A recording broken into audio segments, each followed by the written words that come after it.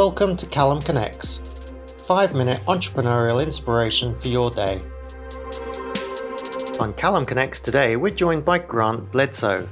Grant is the founder and president of Three Oaks Capital Management and advises business owners and physicians on physical planning and investment matters. A hurdle I faced as an entrepreneur is the challenge of sticking to the vision that I had and continue to have for the company for long enough to see that vision come to fruition. Maybe not entirely come to fruition, but at least make some substantial progress in that direction. I'm in the financial planning industry, and starting a financial planning firm is very challenging. It's been done a lot of times, so there's a model for it.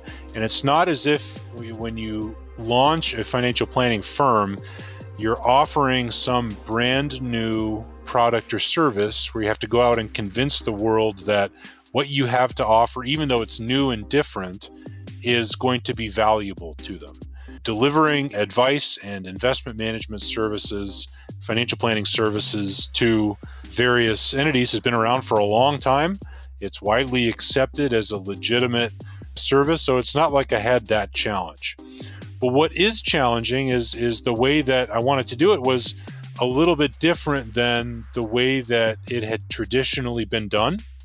And when I launched the firm, any conversation I'd have with other people in the industry who were substantially more experienced than me, where I was looking for a little bit of wisdom and maybe a kick in the right direction, conversation after conversation, I had a lot of naysayers and people expressing a lot of doubt over whether the vision and the idea was going to work. And even though this industry has been around for a long time and I'm not doing anything terribly different, the fact that I wanted to do something a little bit different on my own was not something that other more experienced practitioners and people in the industry thought would work. And the longer that I went on, the more and more conversations that I had, the more and more people in my professional and even personal circles started to doubt that it was going to work. So we picked up clients, and slowly but surely it started to grow and grow and grow. And then finally I got to the point where I was paying myself a reasonable amount before I ran out of money to continue without any revenue and without any success. And when you hit that inflection point, things start to get easier. But that was the biggest challenge. The stress and the naysayers just kind of stack on top of each other, and it grows and grows and grows, and that challenge and that stress just compounds and compounds. And you start to grow more and more concerned that it's not going to work. But then at some point you hit that inflection point and things suddenly just start to get a little bit easier.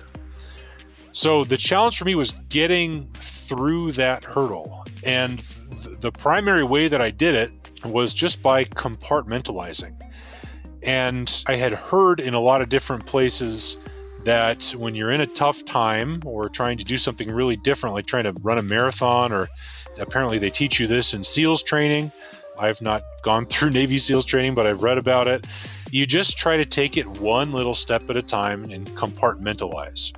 And so I would try to just focus on the next week or the next day, or even sometimes the next hour or two. And if I could just do what needed to be done in those few hours or those few days, then I could refocus on the next one. And just by narrowing the focus and not getting overwhelmed by the situation, compartmentalizing it down into very small periods of time, that helped me get over that stress and that hurdle. I help small businesses use the public markets to grow. In 2 years, we've gone from 0 to 100 million in revenue and $10 million in profit. If you would like to know how we did it and how you can get involved, sign up at callumlang.com.